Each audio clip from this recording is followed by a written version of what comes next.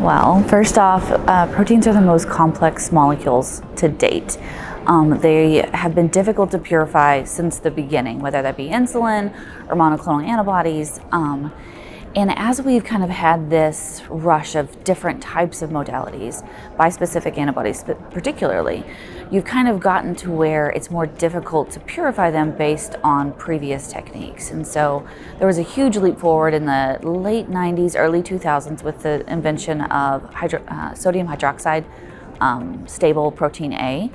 And while that still is great for use for monoclonal antibodies, you're getting bispecific antibodies where you have the protein of interest that you want, but you don't necessarily have byproducts that have the mismatching of heavy and light chains. And so what you really need is a different or a novel way of purifying these based on very subtle differences in size and charge and hydrophobicity.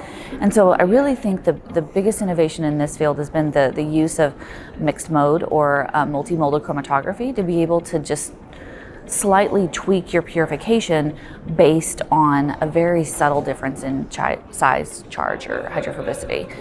So ceramic hydroxyapatite, or CHD, has been around for over 20 years, which is a mixed mode type of resin. But we're seeing more and more people pick up other types of resins that have ligands that have both hydrophobic areas and a charge as well. And so that gives them the power to be able to differentiate between the bispecific antibodies and the very subtle differences that are in those byproducts that are purified. So that's kind of the area that I really see, as an emerging trend in chromatography, is the use of new types of ligands that we wouldn't think would be used before, but now with the more complex modalities are getting more and more traction.